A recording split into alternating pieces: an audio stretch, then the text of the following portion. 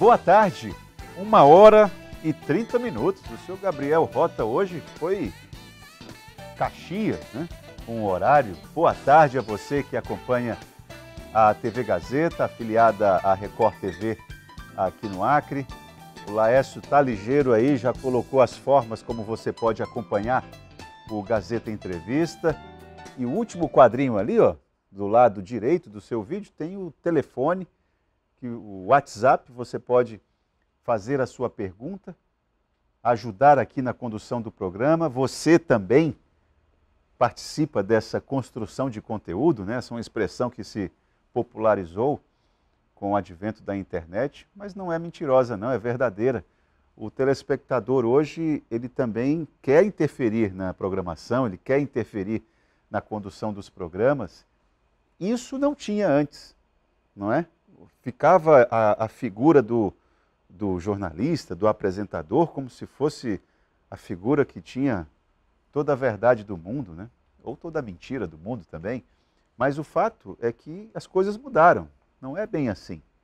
Então você pode participar, e você tem participado. Lembrando do nosso pacto, não é?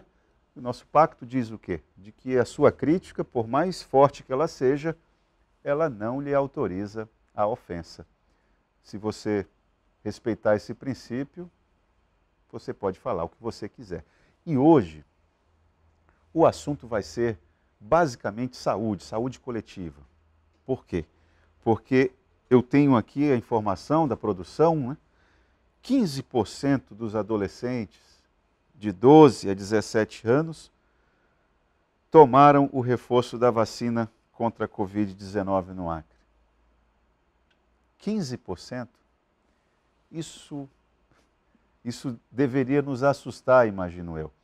Mas quem vem falar a respeito disso e de outras ausências ou de outras possibilidades na área de saúde pública, é o infectologista Eduardo Farias, com quem eu converso agora. Eduardo, um prazer recebê-lo aqui mais uma vez no Gazeta Entrevista. Fazia tempo que você não vinha aqui, né? Fazia um tempinho, ainda há pouco a produção estava fazendo a conta, eu acho que setembro, mas contigo, eu fui com o Gabriel, mas contigo acho que faz mais tempo ainda. Mas é um prazer sempre ser entrevistado por você.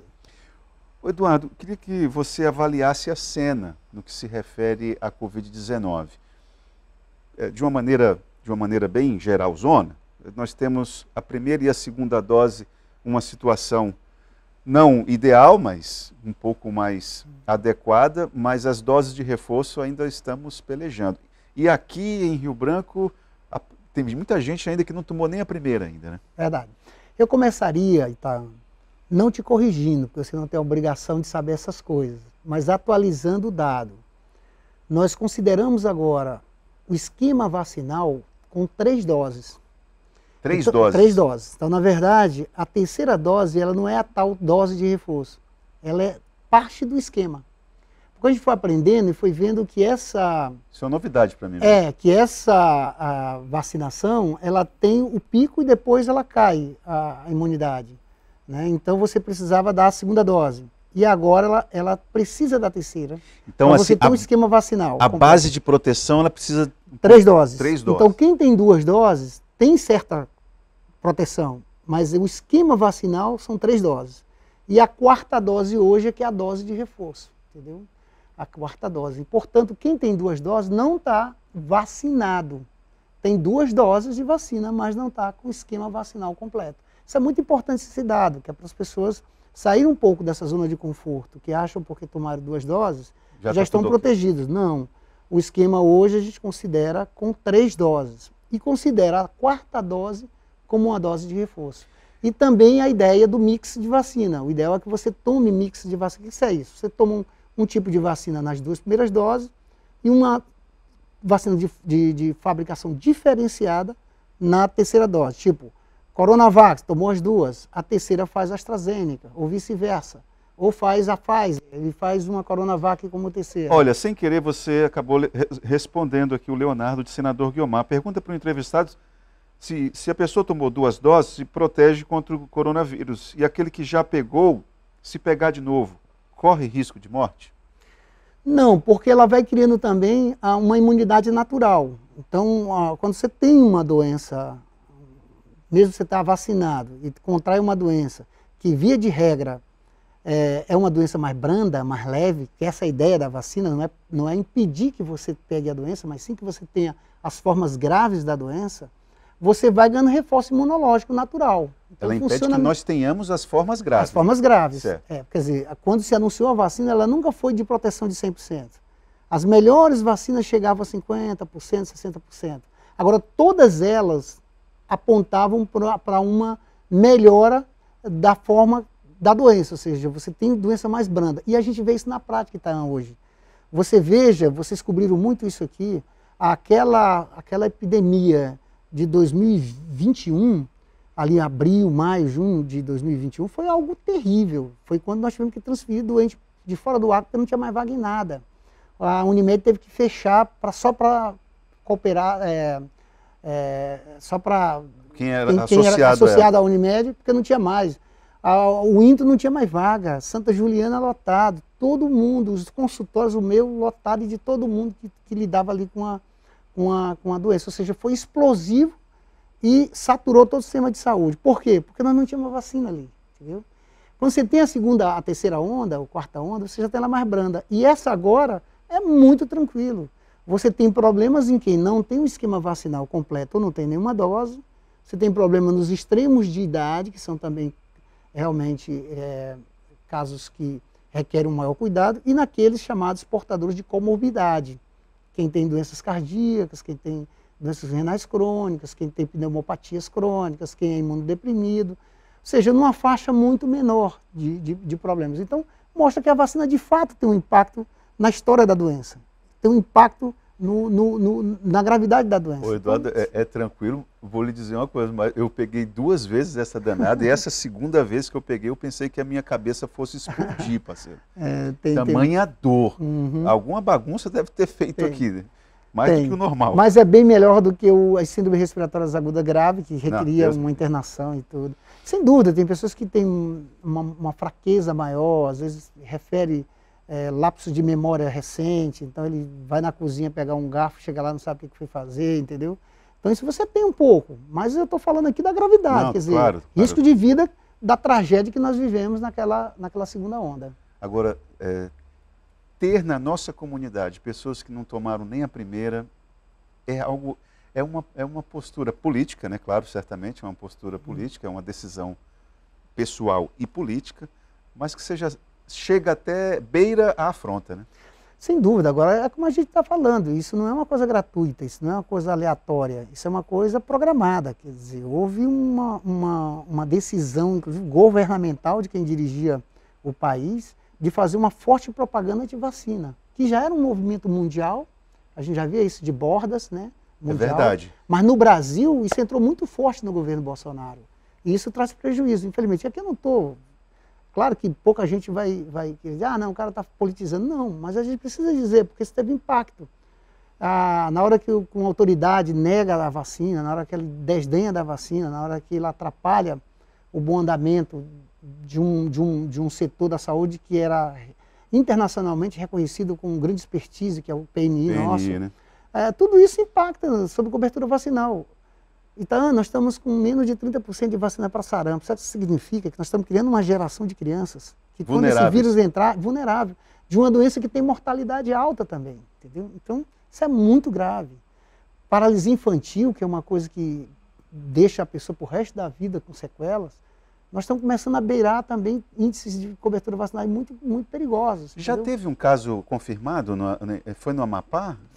Teve lá suspeita, não sei se confirmou, mas isso é muito grave, porque o vírus está fora do Brasil há décadas, quer dizer, como é que ele vai reintroduzir? Agora ele está fora do Brasil, mas no mundo não, ele circula no Afeganistão, ali no leste europeu, ainda tem países que circulam esse vírus, na África. Não à toa, países que tem uma política antivacina forte. Né? Isso ou por ideologia, ou às vezes também alguns, como da África, do Oriente Médio, alguns deles é por falta mesmo de recursos, são países do terceiro mundo, então países com mais dificuldade.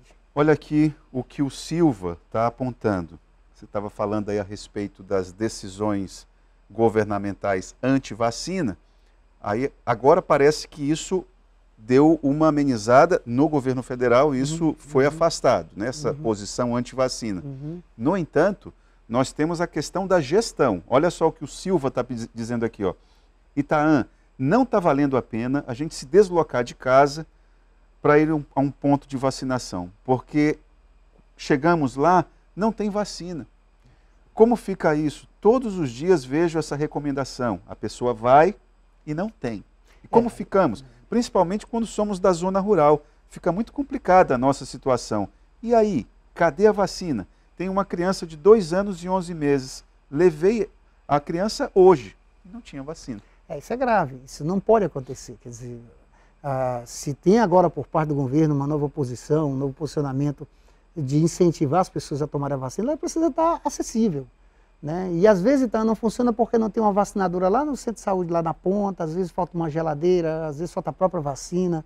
Então isso precisa com urgência ser visto pela Secretaria Estadual de Saúde, pelas secretarias municipais, eu não sei qual é o caso, se foi municipal ou estadual. Silva, eu também não sei, Silva, a qual vacina você está se referindo, se é contra a poliomielite ou se é contra a Covid-19, seria importante. O Eduardo, você já foi secretário de saúde do município?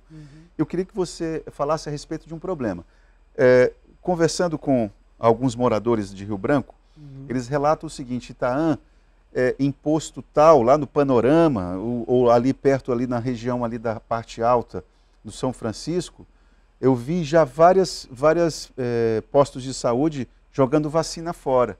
Aí você vai perguntar para o gestor do posto, é porque durante o final de semana houve queda de energia e o posto de saúde não tem uma estrutura de gerador de energia que possa manter aqueles medicamentos, aquelas vacinas. E aí, Eduardo, como é que a gente pode... Porque é prejuízo, né? Aqui esse é um desafio. Por exemplo, fazer saúde na Amazônia é sempre mais difícil. Fazer em estados que têm dificuldade financeira, também é muito mais difícil, porque você tem distância, você levar vacina para a zona rural, tudo isso você tem muito problema. Mas na cidade, na capital, em alguns municípios, isso não dá para a gente botar como justificativa, porque você tem recursos hoje de no-breaks, né? Você tem recursos hoje de alarmes que podem ser dados, inclusive digitais, se a temperatura da geladeira começa a cair, então tem tudo isso.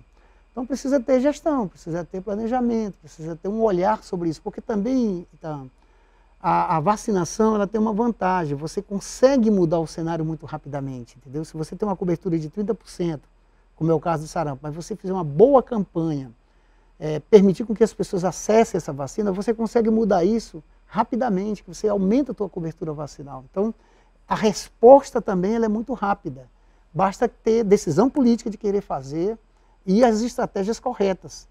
Reconhecemos isso, você tem que reconhecer, você ainda há pouco reconhecia isso. Houve uma campanha muito forte de negação das vacinas. Então tem muitos pais com muita sinceridade, não estão levando os filhos, porque foi convencido de que aquilo é ruim, entendeu? Então nós precisamos convencê-lo de que não, aquilo é um benefício para o seu filho. Agora isso passa por vocês da imprensa, que fazem esse trabalho maravilhoso, passa também por decisão de aportar verbas em propagandas que façam a desconstrução dessa negação criminosa que foi feita com relação às vacinas. Ministra Nízia Andrade, você alimenta a esperança de que isso aí vai... Sim, é uma das melhores especialistas que nós temos no Brasil, é da Fiocruz, então de um centro de referência de pesquisa e dados do Brasil. Então eu estou muito esperançoso de que nós vamos ter novamente a ciência conduzindo aquilo que é para a ciência conduzir, que são as nossas decisões em saúde. O Silva respondeu aqui, a vacina para a Covid-19. E eu queria saber o seguinte, ele está falando, sou de Senador Guiomar, que temos que levar as crianças 3, 4 vezes para conseguir uma vacina. Uma falta de respeito, Itaã. É mesmo, não é à toa que a prefeita de Senador Guiomar, de acordo com a pesquisa Dataconto, teve uma das piores performances, né?